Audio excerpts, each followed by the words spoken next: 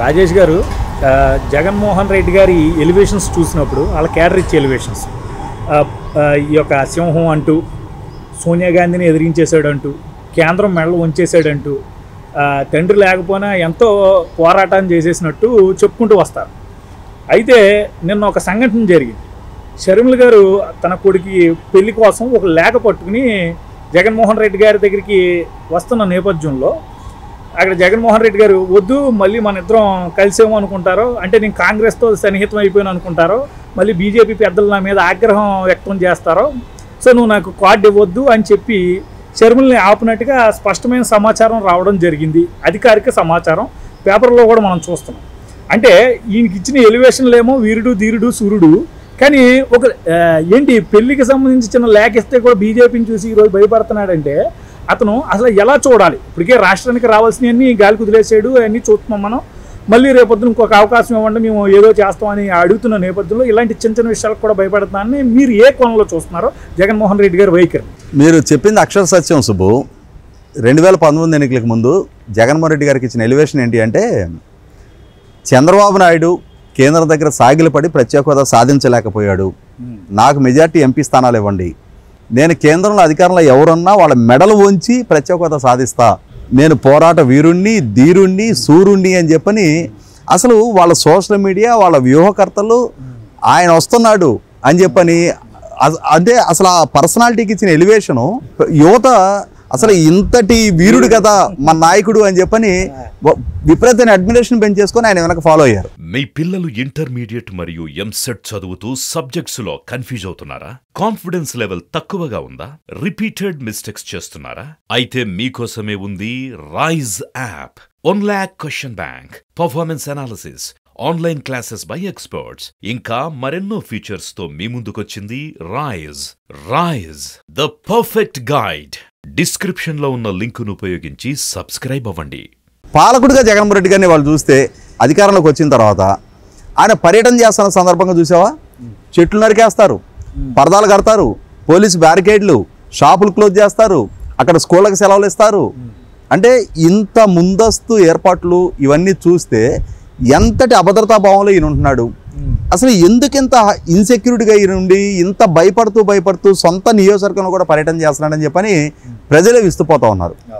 ఇటువంటి నేపథ్యంలో మీరు చెప్పినట్టుగానే షర్మిల గారు ఆయన తోడబుట్టిన చెల్లెలు.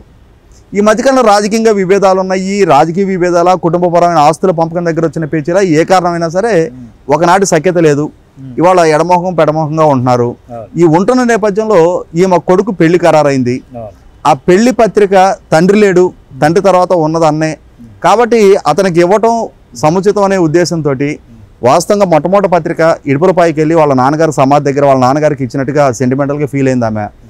నాన్న లేడు, నాన్న ఆబ్సెన్స్లో ఉంది అన్నయ్య కాబట్టి ఈ వ్యక్తిగత సంబంధాలు ఎట్లన్నా ఉండని మేనలుడి పెళ్ళి, మళ్ళీ ఇప్పుడు ఈ రాజకీయ విభేదాలు ఆస్తుల పంపకం దగ్గర ఉన్న పేచీల కారణంగా పిలవలేదని చెప్పని కూడా మళ్ళీ రకరకాల చర్చలు వస్తాయి కదా. ఈ ఆస్కారం నేను ఎందుకు గెలిపియాలి?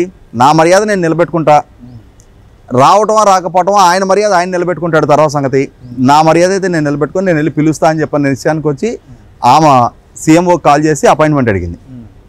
అపాయింట్మెంట్ అడిగినాక అధికారులు చెప్తారు కదా, సార్ మీ చెల్లెలు గారు పత్రిక ఇవ్వడానికి వస్తానంటున్నారు అని చెప్పని. ఈయన 10 మందిలో ఈయన స్పందన ఏంటనుకుంటున్నారు? యాంటికబ్బా అంటే మనం ఆ స్లాంగ్ని తప్పు పట్టకూడదు, ఆ ప్రాంత స్లాంగ్ని, అంటే ఆ కడప జిల్లా పులివెందుల ప్రాంత స్లాంగ్ని తప్పు పట్టట్లా, ఆయన వాడిన పదజాలను ప్రస్తావిస్తున్నా. యాంటికబ్బా ఆమె పోయి కాంగ్రెస్తో అంటగాగుతుండే ఇప్పుడు బీజేపీ వాళ్ళకి మన మీద కోపం రాదు అంటే, నీ సొంత చెల్లెలు తన కొడుకు పెళ్లికి వచ్చి పిలిస్తేనే బీజేపీ వాళ్ళ కోపం వచ్చుద్దా? అంటే బీజేపీ వాళ్ళని చూసి అంత ముచ్చెమట్లు ఎందుకు పడుతున్నాయి? ఎందుకంత భయపడుతున్నావు?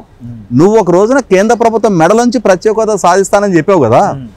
చంద్రబాబు నాయుడు అదే కేంద్ర ప్రభుత్వం దగ్గర నిస్సహాయుడిగా మారాడు, ప్రత్యేక హోదా సాధించలేకపోయాడు, తాకట్టు పెట్టాడని చెప్పని విమర్శలు చేసావు కదా. ఇవాళ నీకున్న భయం ఏంటి? ఎందుకు భయపడుతున్నావు? ఎందుకు భయపడుతున్నావు అనేది రాష్ట్ర ప్రజలందరికీ తెలుసు, ఆయనకి తెలుసు.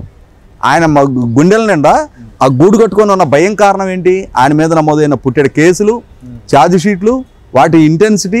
ఎందుకంటే ఆ వెయిటేజీ 1000 కోట్ల రూపాయల అక్రమాస్తులకు సంబంధించిన ట్రంక్ పెట్టెల నిండా డాక్యుమెంట్ ఎవిడెన్స్ ఉంది.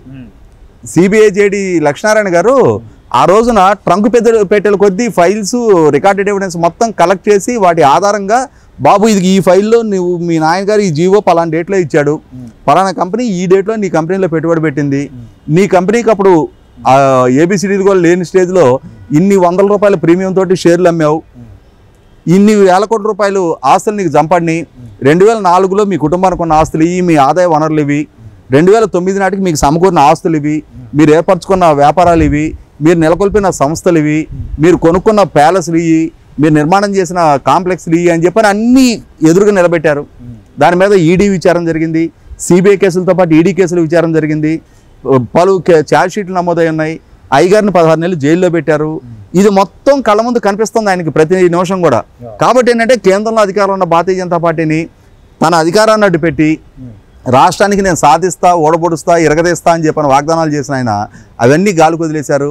రాష్ట్ర భవిష్యత్తు ఎడిపోయినా పర్వాలా, యువత భవిష్యత్తు ఎడిపోయినా పర్వాలా, ఆయన చేసిన వాగ్దానాలు గాలికి పోయినా పర్వాలా, తన కేసుల విచారణ వేగవంతం కాకుండా ఉంటే చాలు, హ్యాపీగా సక్సెస్ఫుల్గా డెకేడ్ గడిపేశాడు ఆయన. 2013 సంవత్సరం సెప్టెంబర్ 23 తారీఖు రోజు ఆయనకి బెయిల్ వస్తే 2023 సెప్టెంబర్ 23కి మొన్న దశాబ్ద కాలం పుణ్యకాలం గడిచిపోయింది బెయిల్ మీద.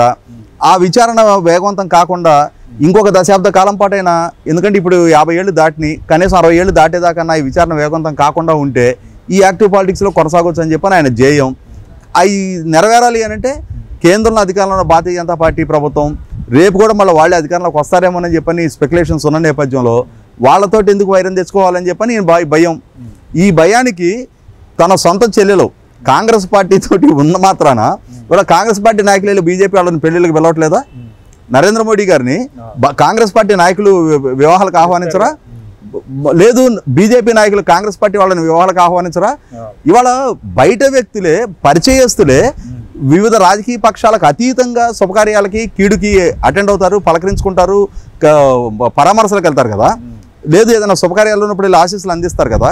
సొంత తోడబుట్టిన చెల్లెలు ఆమె ఇంటికి వస్తానంటేనే భయపడిపోయాడు. ఆమె చెప్పిందంట ఇవన్నీ నడవదు, ఆయన తీసుకోకపోతే బయట సెక్యూరిటీ కానీ ఇచ్చేది లేదని, నేను వచ్చేదే అని చెప్పిందంట. ఇక అప్పుడు ఈయన లోపలికి రానిలేదు, సెక్యూరిటీ వాళ్ళకి ఇచ్చేళ్ళింది అని అంటే మరింత నవ్వులు పాలవుతామని చెప్పని సరే ఏదోట్లేమని చెప్పని లోపలికి వచ్చినాక ముఖస్థుతిగా ఒక 2 నిమిషాలు మాట్లాడి ఆ కార్డు తీసుకొని పంపించేసాడు ఆమెను. మొత్తం 15 గంటలో ముగిసిపోయింది ఆ ప్రహసనం అంతా. ఇదంతా చూస్తుంటే జగన్మోహన్ రెడ్డి గారికి పట్ల, ఆయన వ్యక్తిత్వం పట్ల, ఆయన పోరాట పట్యం పట్ల ప్రజలకి ఒక ఫాల్స్ ఇమేజ్ క్రియేట్ చేసి ఆయన ఒక పోరాట యోధుడిగా చిత్రీకరించి ఒక అసమర్థుడిని, ఒక నిస్సహాయుడిని ఆంధ్రప్రదేశ్ రాష్ట్రం మీద వాళ్ళ వ్యూహకర్తలు, వాళ్ళ సోషల్ మీడియా చేసిన ప్రచార ప్రభావంతో ప్రజలను వంచనకు గురి చేసి వాళ్ళ రాష్ట్రాన్ని ఎత్తిన రుద్దారు. ఆ రుద్దిన పర్యవసానం ఇవాళ ఆయన అసమర్థత మూలన, ఆయనకున్న బలహీనతల మూలన అతి భారీ మూల్యం చెల్లించుకోవాల్సిన పరిస్థితులు వాళ్ళ కళ్ళ ముందుకు ఎదురైంది. అయితే ఇక్కడ మనం ఇంకో కోణం కూడా చూడొచ్చండి. ఇప్పుడు ఇష్టం లేదు అంటే ఇటీవల కాలంలో జరుగుతున్న పర్యవసానం షర్మిల కాంగ్రెస్లోకి వెళ్లకుండా ఉండడానికి విశ్వ ప్రయత్నాలు చేయడం జరిగింది వైసీపీ సైడ్ నుండి. కానీ తను కాంగ్రెస్లో జాయిన్ అవ్వడం, తనకు వ్యతిరేకంగా మాట్లాడడం చాలా మనం చూస్తున్నాం ఇంటర్వ్యూల్లో గట్రా, చాలా బయట కూడా తన ప్రవర్తన, ఆ శైలి అంతా మనం సుస్పష్టంగా కనిపిస్తుంది.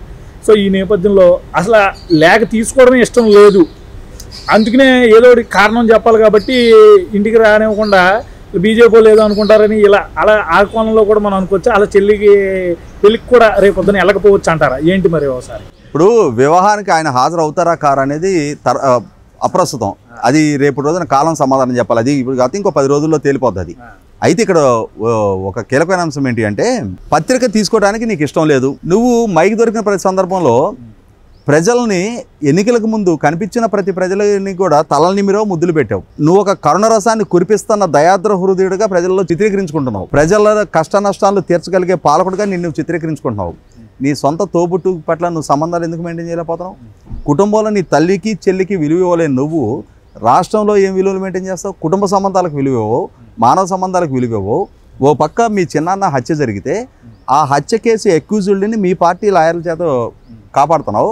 ఆ హత్య కేసు అక్యూజ్డ్ ఇచ్చిన కంప్లైంట్ ఆధారంగా మీ సొంత చిన్నాన్న కూతురి మీద నీ ప్రభుత్వంలో కేసు నమోదు చేశారు. మీ సొంత మీడియాల్లో మీ సొంత సలహాదారుడు మీ చిన్నాన్న కూతురు వ్యక్తిత్వాన్ని హననం చేస్తూ ప్రెస్ మీట్లు పెడుతున్నాడు. కాబట్టి జగన్మోహన్ రెడ్డి గారి వైఖరి సుస్పష్టం, రాష్ట్ర ప్రజలకు ఒక క్లారిటీ ఉంది. ఈ ఒక కుటుంబాల మధ్య చీలికలు తెచ్చే ప్రాసెస్ చేస్తున్నారు అంటూ కూడా రాబోయే రోజుల్లో కుట్రలు జరుగుతాయి అంటూ ఇటీవల కాలం ఆయన స్టేట్మెంట్ కూడా ఇచ్చాడు కదా. అంటే మనం ఈ యాంగిల్లో చూస్తున్నాం కదా, ఇప్పుడు జగన్మోహన్ రెడ్డి గారి యాంగిల్ ఇదంతా జరగకుండా ఇతనే ఫ్యామిలీకి వీళ్ళకి మంచి సంబంధాలు ఉన్నాయి, కానీ ప్రజలు అలా చిత్రీకరిస్తున్నారనే కోణం కూడా మనం అనుకోవచ్చు అంటారా? అదే ఇక్కడ కుటుంబానికి ఆయనకి అంటే కుటుంబంలో అంతర్గతంగా మంచి సంబంధాలు ఉండున్నట్టయితే ఇవాళ ఆమె పత్రిక ఇవ్వటానికి అపాయింట్మెంట్ అడగటం ఏంటి? నీ సొంత అన్నని అపాయింట్మెంట్ అడగాల్సిన అవసరం లేదు కదా, నీ సొంత తోబుట్టువు డైరెక్ట్గా వచ్చేయచ్చు ఇంటికి. ఆమెను అభ్యంతరం పెట్టేదెవరు? అభ్యంతరం పెట్టే పరిస్థితులు ఉన్నాయి కాబట్టి ఆమె అధికారికంగా అపాయింట్మెంట్ అడగాల్సి వచ్చింది. అపాయింట్మెంట్ ఇస్తారా నిరాకరిస్తారా అని చెప్పి ఆమె కూడా చూడదలుచుకుంది. అపాయింట్మెంట్ నిరాకరించిన పక్షంలో గేట్ వరకు వచ్చి సెక్యూరిటీకైనా కార్డు ఇచ్చి వెళ్ళిపోవడానికి ఆమె సిద్ధపడింది. ఆ తెగింపు ఆమె దగ్గర ఉంది. ఈ పిరికితనం ఈయన బయట పెట్టుకున్నాడు.